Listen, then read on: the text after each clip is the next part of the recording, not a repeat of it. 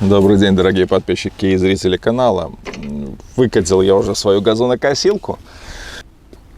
Как-то прозвучал вопрос, работает, не работает. Работает отлично, но были моменты после пуска, точнее после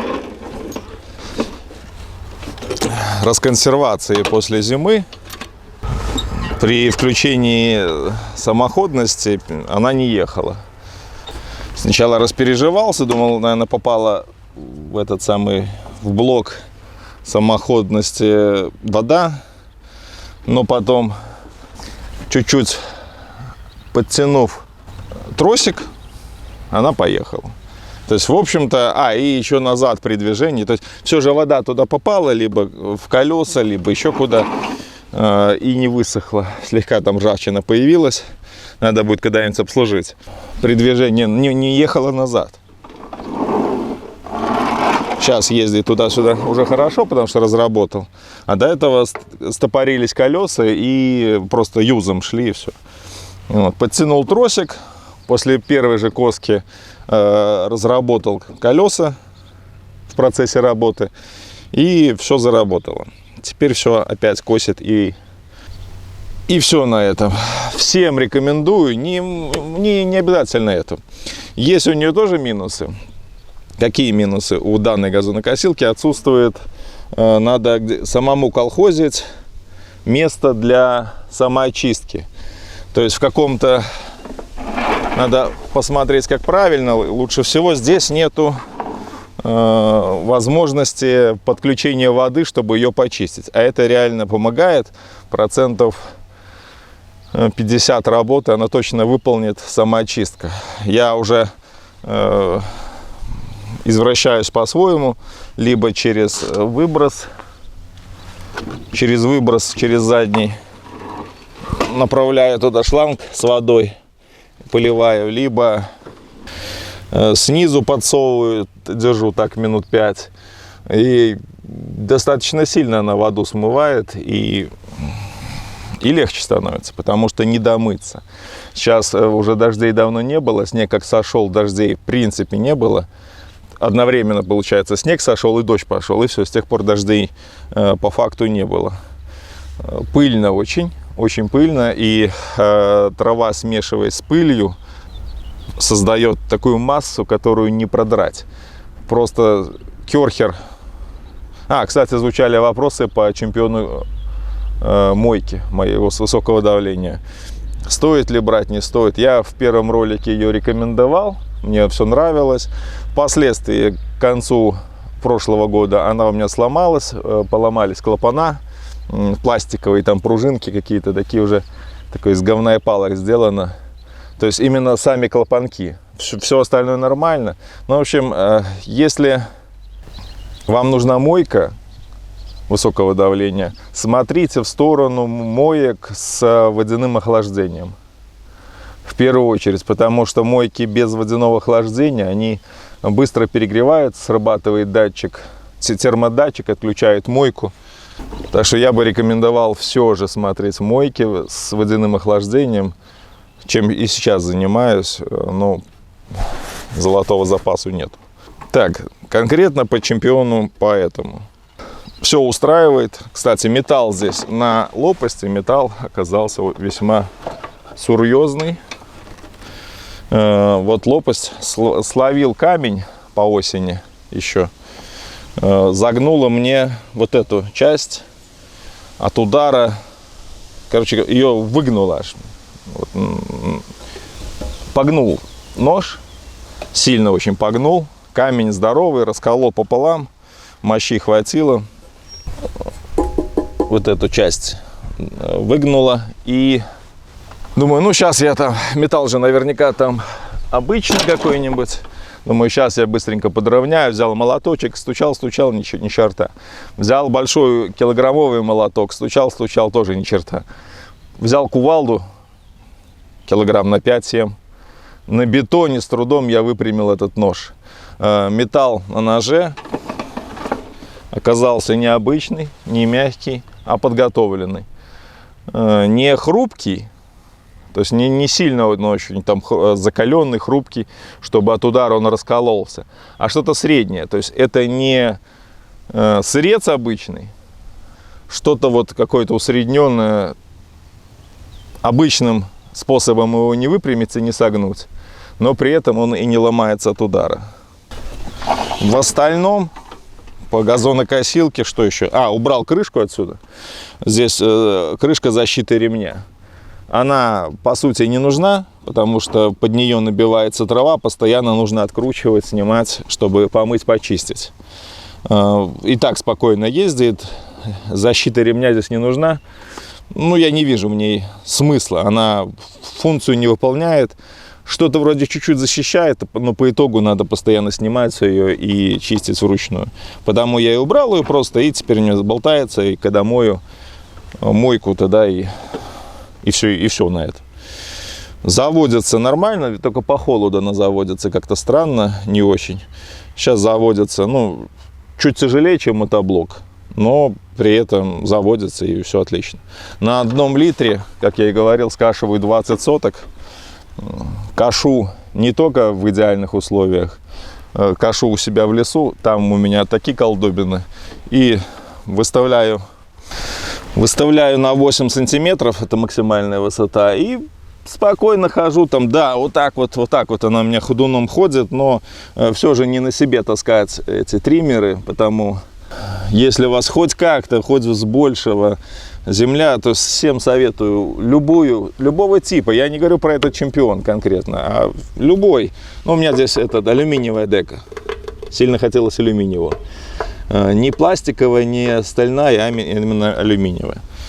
В данном случае, в моем, 2,5 сантиметра минимальная глубина скашивания и максимальная 8 сантиметров. В глубокой траве, прям в зарослях, включаете 8 для первого прокоса, потому что на меньше она просто завязнет. И будет забивать выброс, и будете потом все время глушить, вручную останавливать. А уже впоследствии, если вы косите раз в неделю или 2 раза в неделю, а с газонокосилкой вообще не проблема. Все скосить час и не устанете. Просто гуляючи будете ходить на самоходке, зажали, и она поехала. Что я сейчас и покажу. 1 литра на 20 соток и минимальная усталость. В процессе кошения просто смотрите, чтобы там кротовых пирамид не было, и все по сути. Первое кошение на необработанном участке, максимальная высота. Последующие можно понижать до необходимой вам. Я сейчас кошу на 1, 2, 3, на 4 позиции. То есть получается минимальная 2,5 сантиметра, максимальная 8. Получается в среднем одно деление где-то 0,7 сантиметра. 0,7, можно разделить. То есть я кашу где-то на глубине чуть меньше 5 сантиметров. Скашиваю траву, это не на глубине, а на высоте. Около 5 сантиметров. Не около, меньше. Меньше 5. 1, 2, 3, 4. На 4 позиции я кашу. Иногда думаю на 5 перейти, вроде бы 4 больше всего мне нравится. На 5 что думаю перейти, потому что сейчас сушь стоит, и чтобы меньше землю сушить, все же надо травы, чтобы было больше, чтобы пыли меньше было. Так, все основное сказал, замену масла рассказывал. Кто-то мне говорил, что там снизу пробка есть. Нет, пробки в данной модели пробки снизу нету. Замена масла осуществляется с помощью выливания через заливную горловину масляную. Больше тут нигде ничего нет, снизу также ничего нет. Опрокидываешь и выливаешь на пустую, чтобы в баке было пусто. Характеристики, кто не смотрел, у нее 4,5 лошадиных силы. Или как это? Да, 4,4 киловатта, 6 лошадиных сил. Мотоблочный двигатель ставится на многие китайские мотокультиваторы, или типа мотоблоки. Воздушный фильтр, свеча, все, масло. Масло отдельно, бензин отдельно. В бак вмещается там около либо литр, либо 1,1 литр, я точно не помню. Все, сейчас заливаю и буду одуванчиком голову отрубать. Потому что трава культурная не сильно торопится расти, а одуванчики прям лезут и лезут. Конкретно по топливу. Если косить хотя бы раз в неделю полностью всю территорию, там 20-21 сотка, скашивает на 1 литре налегке, еще чуть-чуть остается. Если будете ждать раз в 2 недели косить, естественно, что расход топлива увеличивается, потому что сопротивление возрастает, и плюс еще нож надо подтачивать. Это первый момент. Второй момент по ней крайне неудобный. В прошлом году намучился, что ломает центральный болт. Короче, вы болт этот не купите нигде. В Беларуси ни одна фирма не продаст вам этот болт. Заказывал у токаря, там один болт 30 рублей мне обошелся. Не 30 что-то. Один болт 15 рублей, 15-20 рублей стоит, чтобы заказать у токаря. И не каждый токарь сумеет сделать эту резьбу. Так что имейте в виду, с этими болтами прям проблемы. Что еще по ней? Ну и да, и без ручного триммера также вы никуда не денетесь, потому что все равно есть места, где нужно подкашивать ручным триммером. Но если на ручном моем чемпионе я тратил 5-6 литров топлива, чтобы скосить весь свой участок, то здесь в данном случае, как видите, и после того, как вы будете носить триммер свой, усталость, вибрации и прочие моменты, под солнцем палящим ходить, все это долго, нудно. Здесь час 20 соток. В общем, тут даже разговаривать не о чем. И кто бы не хвалил свои триммеры, то есть до сих пор мне там пишут, что штиль это навсегда, штиль это forever. Ну, безусловно. Но один момент мне просто все равно непонятен, блин. Как и в постройке дома. Один человек написал: забыл вам сказать, но вижу уже поздно, но если нет денег, не надо начинать строительство. Ну, такая же глупость, как и по всему остальному. А как тогда строить? А когда есть деньги? У кого они есть в таком количестве, чтобы сразу построить дом? Надо сразу покупать там 250-го штиля. Или какая-то Husqvarna, что там? Husqvarna. Или штиль. Я не помню, что там я обозревал. Ну, вот у соседа там брал косу, показывал. Коса стоит, обычный ручной триммер, Husqvarna, по-моему, да? Ну, короче, там есть в роликах у меня старых. Стоит больше, чем ручной чемпион и газонокосилка вместе взятые. Ну, для меня лично это, блин, бред сивой кобылы покупать этот ручной триммер, какой бы он там марки не был и какой бы он там хороший не был, покупать вот эту херню, которую надо носить на себе, и все равно ходить под солнцем, все равно надо испытывать нагрузки, и все равно вибрация никуда не исчезнет, пускай она меньше там будет, да, чем у чемпиона, она будет меньше, но она все равно есть. И, ну, блин, это все. Короче, я не знаю, тут, что вам еще сказать по этому поводу, но нравятся марки, ну так возьмите, пришейте себе на одежду название штиль или Husqvarna. Платите колоссальные деньги за это. Ну, если они есть, то, конечно, безусловно. А если их нет, то на черта нужен эта ручная коса, которая стоит, триммер, стоит дороже, чем газонокосилка. Причем, блин, заметно дороже. У меня тут только один, это я говорил. Газонокосилка и ручной триммер. Все равно каждый хозяин стремится к тому, чтобы у него было ровно на участке, а не рытвенно. И, соответственно, работать все равно будете газонокосилкой. Вот вам и ответ. Ты попробуй, либо там штиль это навсегда, либо Husqvarna это forever. Конечно. Купите один инструмент и, говорю, и хвалитесь им. И в Инстаграм фотографии снимайте о том, что у вас есть штиль и Husqvarna. Я не противник хорошего инструмента, но этот инструмент должен быть по делу, но не в кошении газонов. Ну что это? Каждый останется при своем мнении. Сейчас осуществляю пуск. Вот отстояло 3-4 дня, но у меня одуванчики. Я бы и не косил сейчас, но одуванчики повылазили. Они прут быстрее, чем остальная трава, и потому сейчас я пройдусь и бошки им поотрубаю. Вообще первый пуск лучше всего осуществляется на максимальном подъеме, чтобы лопасти не цепляли траву и все. Предохранительную лапку я убрал, как я и говорил раньше. Типа система безопасности с этой стороны она стояла, такая желтого цвета. Снял этот трос к черту, потому что это, глупость. Чуть отпустил, она заглохла. Вот. С нее тягу снял, вот все, машина готова к пуску. Так заглушил. Абсолютно не вижу смысла. Нож ходит внутри деки на миллиметров 5-6 глубиной. Не вижу смысла в этой системе безопасности. Просто производители вынуждены там на чем-то основываясь создавать это. Ну, по сути, это не нужно. Переводим рычаг максимально в переднее положение. Там мы включили. Несколько раз прокачиваем. Без особых напрягов. Просто прокачиваю. Ну и как в мотоблоке ищете вот упор и начинаете уже с него несколько рывков.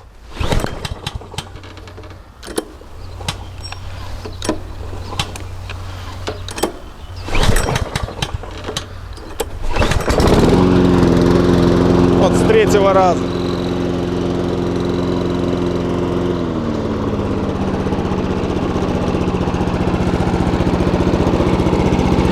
Мягко, работает мягко, тихонько, так вообще, ну, приятно.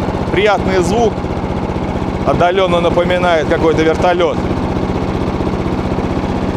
Крышку приподнял, потому что здесь есть вот небольшие места, но их недостаточно. Крышечку надо чуть выше поднимать, чтобы выбрасывала траву, не забивала выброс. Косить можно как угодно, но я люблю косить по часовой стрелке. Это более правильно. Выбросы осуществляются на левую сторону, соответственно, косим по часовой, чтобы свою траву не подбирать. Захват в моей 56 сантиметров. 56 сантиметров я никогда не использую, даже по мелкой траве. Я использую, потому что беру от следа левого колеса. То есть вот вы проехали, у вас, нет, это получается правое колесо. По часовой стрелке ездите, и потом чуть-чуть левее следа от колеса идете, чтобы больше травы захватить, потому что на краю деки может быть неполный скос.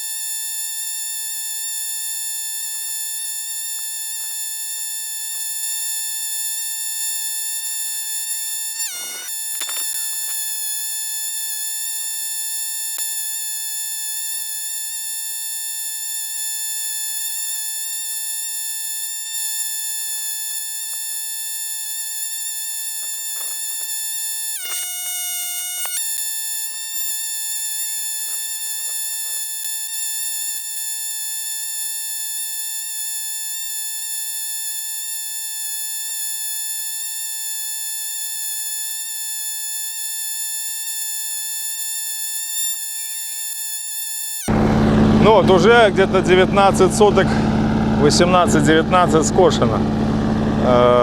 Как вы видите, могут возникнуть вопросы, почему здесь одуванчики, там нету. Потому что по этой линии, вот здесь сливы у меня растут, там здесь планировка земли, везде планировка земли, но там под глубиной 20 сантиметров уже песок пошел, и там суша.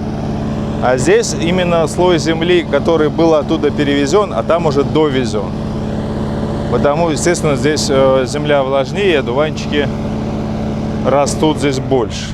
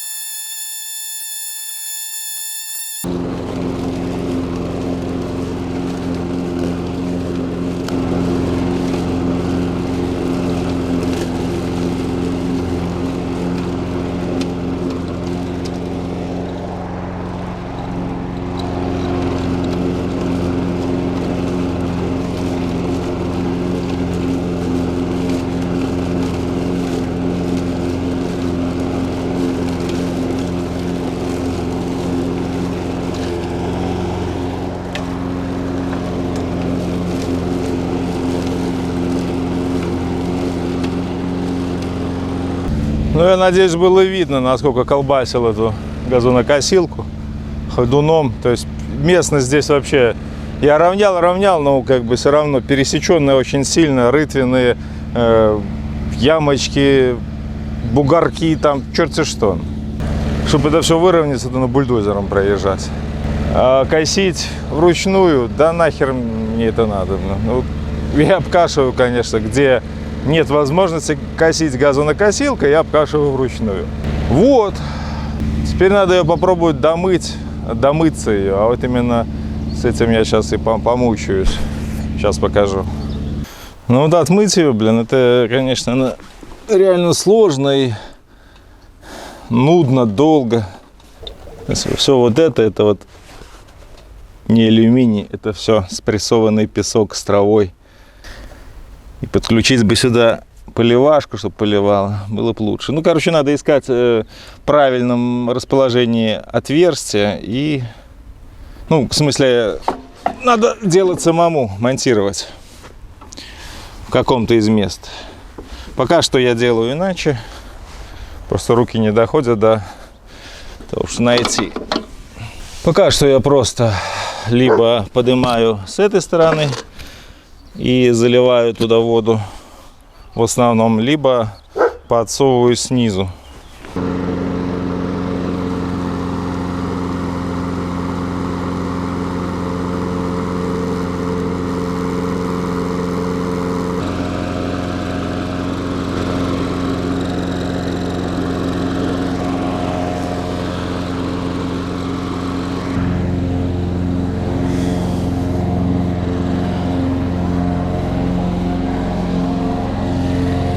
Так, где-то 5 минуток он поработал. Посмотрим, насколько стал ли он чище.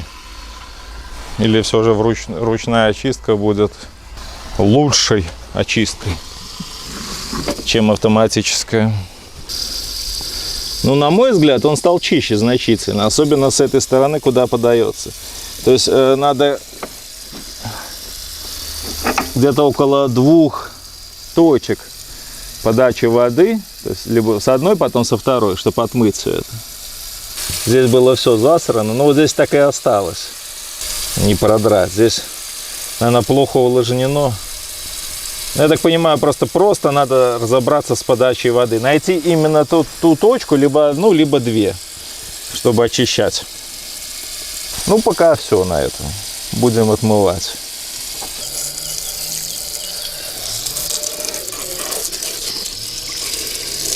Да, искосил я больше 22 соток, и топливо еще осталось для самоочистки.